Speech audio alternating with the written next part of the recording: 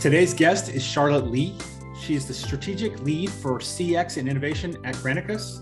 She's also the chief executive officer at Monday Design Company, her own company, which I hope to hear a little bit about. And Charlotte is currently the industry chair for the Customer Experience Community of Interest for ACT-IAC. So Charlotte, it's been great getting to know you over the years. So thank you for joining me today. Thank you for having me. I feel super honored, like a cool person. But it's the geeks who are cool in our circle. So for people who haven't met you as I have and had a chance to have drinks and talk about things, talk a bit about your background, where you're from, who you are, and what you do. Okay. Where do I start? Okay. So I'm a Korean American immigrant. My parents came over like 97-ish to Jacksonville, Florida. They were inner city missionaries. So they came with the idea of like helping communities and things, which is, an interesting way to come here. But my dad ran a community soup kitchen down in Northwest DC. So I grew up kind of there. And then of course it was very, very violent. It was after sort of the drug wars had subsided, and it was so I had a lot of friends who kind of died. It was full of a lot of tragedy and a lot of which I think a lot of people don't realize is the source of my inspiration constantly, is that like growing up seeing inner city poverty and crime and sort of like the work it takes at the ground level to help, and the meaning of what helping is, right? So I started there. Then my mom was sort of like, you can't really raise our immigrant dream child like in the inner city missionary environment. So we came out to Fairfax so I could get an education, right? They started a business, so I helped run their business.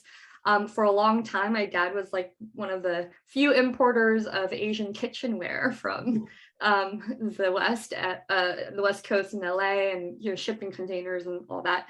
So that was super fun.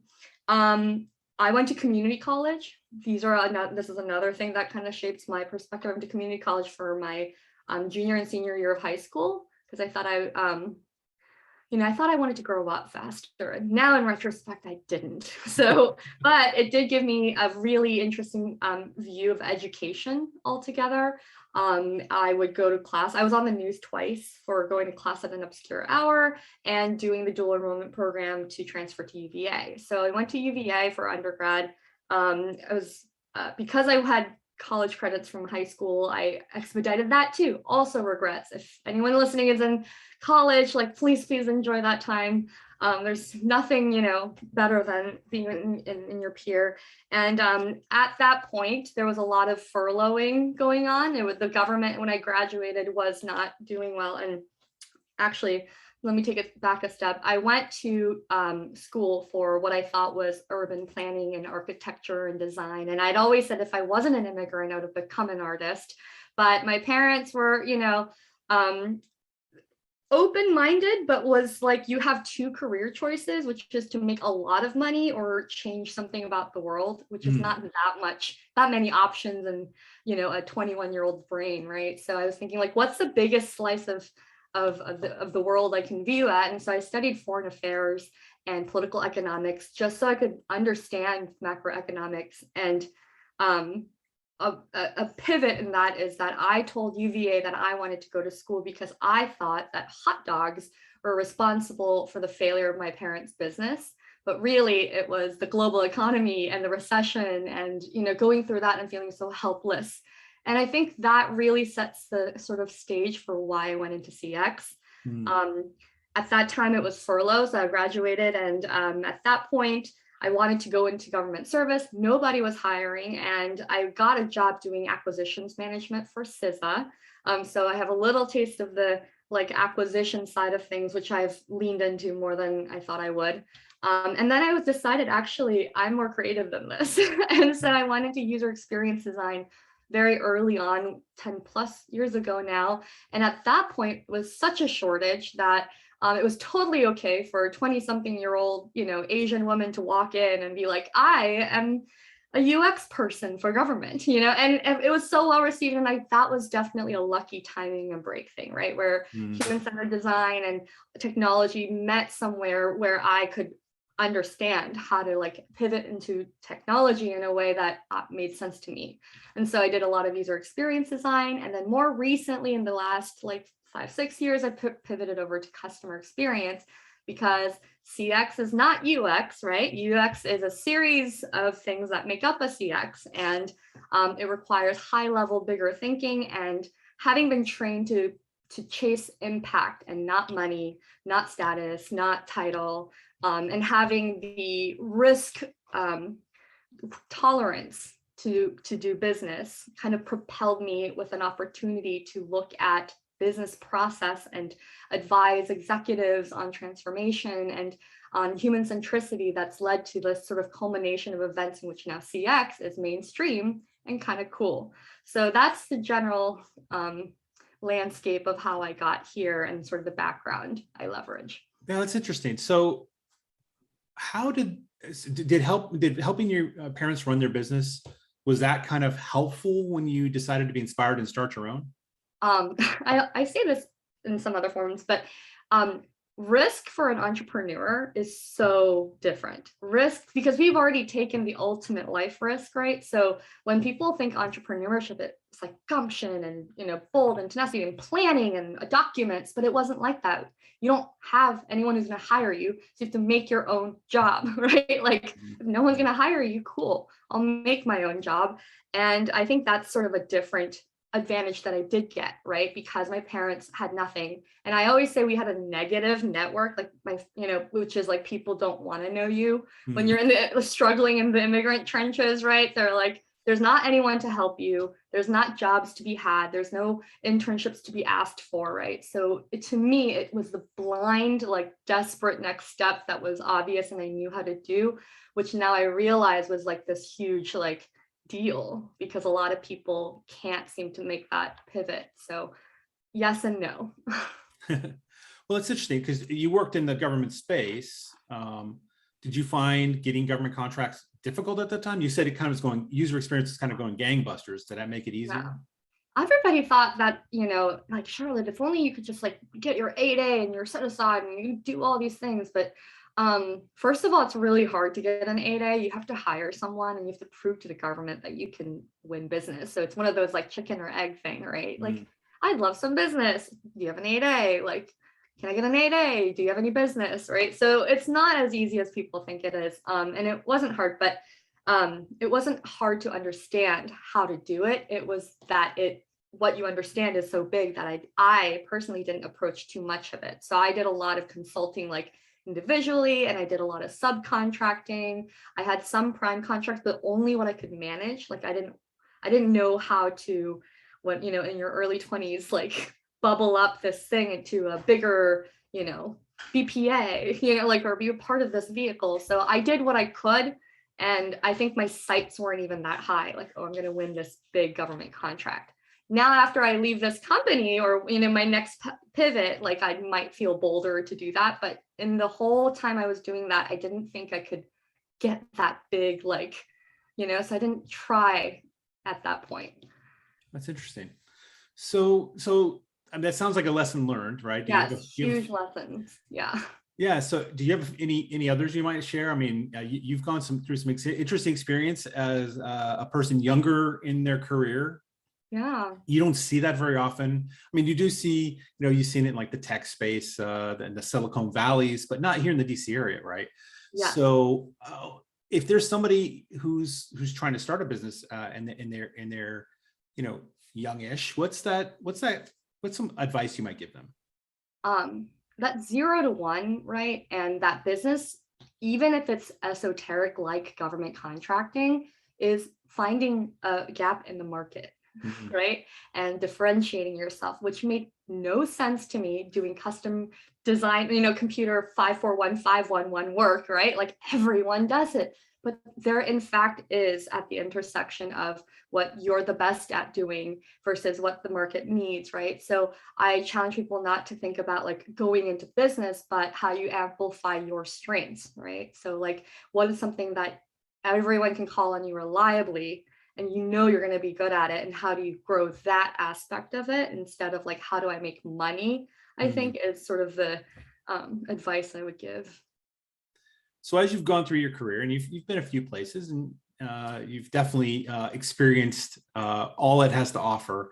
What's something you've witnessed that if we were to come to you, Charlotte, and say you get to make a change that could be impactful, or at least you would get us to start considering that change should be made, what might that change be for you? This is a hard one to talk about because there's so much in CX that needs to be done actively, right? Like, and a lot of people are doing it actively. But one thing I think a perspective that is unique is when I was doing transformation CX and human-centered design in Congress for the past 3 years, right? Like I saw just the fragility of the institution, of the resources that are not there for Congress, right? Like, and exactly how it takes to run such a large and meaningful and impactful institution. And so I guess my ask is that people consider going to work in Congress early in their careers and see what's going on and what the legislation is. Something that I really learned was that the people who work there, the institutional people who work there, are so devoted and so passionate. And I think just to find an appreciation for what lawmaking is, to have civic engagement in lawmaking processes, right? I helped design one of the first use of AI in Congress using comparative prints. I'm very proud of it. It was the Select Committee on Modernization's first couple of recommendations to amplify the work that we were doing, to use natural language processing to look through. I mean, and the way that bills get written is sheer tears, and like, you know, like it's so, there's so much work to be done, and the country needs our community to regard the work at House of Representatives to be bigger than a government contract. And I often find that so disappointing when people are like, we're gonna try, this is our, you know, like account executive at the, I'm like, it requires so much more attention. And I feel a panic about it. Like, I feel like our community needs to help Congress move forward with their technology use. Oh, I'm there with you. I actually worked in the legislative branch for a short period of time, and you're right. There are a lot of unique challenges to supporting Congress, right? And their unique place in, you know, the three parts of government, and how things that we do in the executive branch are completely different than how you would do it in the legislative branch. And yeah, I talk to people and they're like, well, there's just not enough money in it. And I'm like, it's just so painful, right? Like, yeah, there's no money in it because Congress has decided not like that it was shameful to spend money on themselves, right? Like, and that in public, and just watching it like converge from like what really happens to what the media consumes and then digests out, and then how people perceive that, and then what's really going on in Congress. I just, like, any opportunity I have to be like, please regard, you know, the fragility of our democracy and democratic machines, and that you can help that, you know, in various ways. So no, that's really interesting. So, you know, what's next for Charlotte? How are things going? I mean, you are always seem to be having some sort of plan and activity that you're involved in. What are some things that are coming up for you? So my most recent challenge and kind of adventure I've taken on at Granicus is actually very intentional. When I was doing the work in Congress, I was doing a lot of systems thinking, service design and delivery, human centricity and processes in Congress.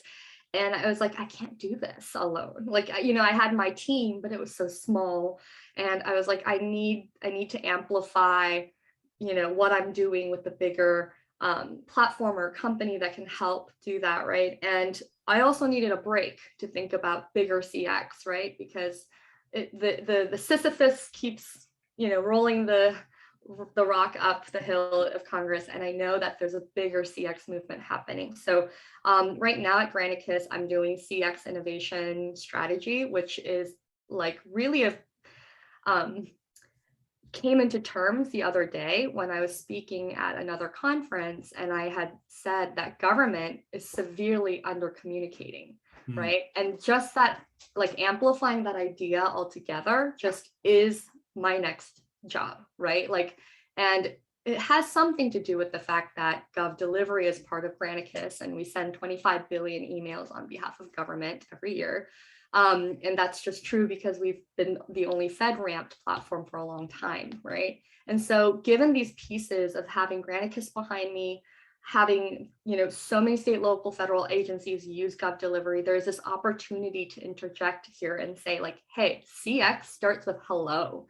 Like you need to communicate, right? Like I haven't received my tax refunds back yet, and I called out Ken Corbin on it on stage, which I felt bad about, but I was like, listen, like I just need an email saying that you got it. Like I will wait 6 months, 8 months. I will not call you. I will not bother you if you could just communicate that you received something from me, right? And this is the only message that I want to carry out from now until you know, the next kind of calling I have. But it's so imperative because, like I said, when I was growing up, I grew up around a lot of tumultuous poverty and and I'll leave this here too, so that you can kind of always anticipate my next steps, right? So it's like, as an immigrant, young Asian woman entrepreneur who went to community college, who had to apply for PPP loans too, right?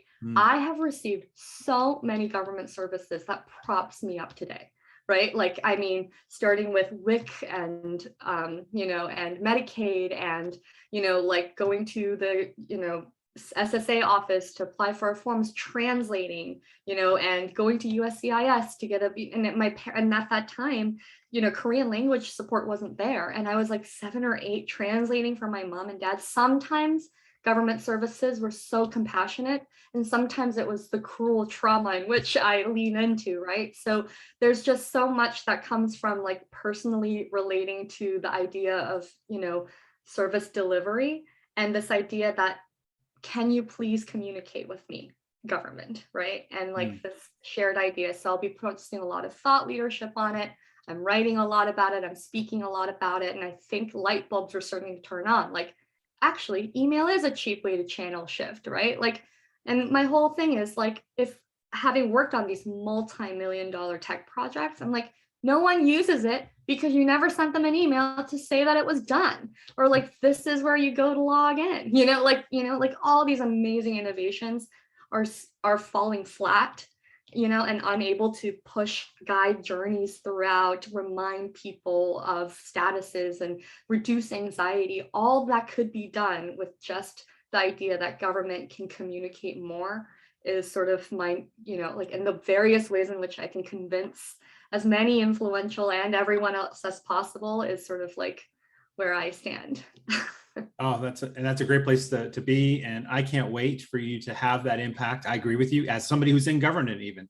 I completely agree with you that the customer experiences need to be designed around what the customer actually needs in those communications. So yeah, I root you on in your Thank you. You've always been such a good supporter, Jeremy. Thank you. Well, Charlotte, thank you so much for coming on the podcast today. I love to be able to share you with everybody I know, and they get to know you a little better and hopefully see you around and say hi. And so I look forward to our next opportunity to talk. Yes, I'll see you soon.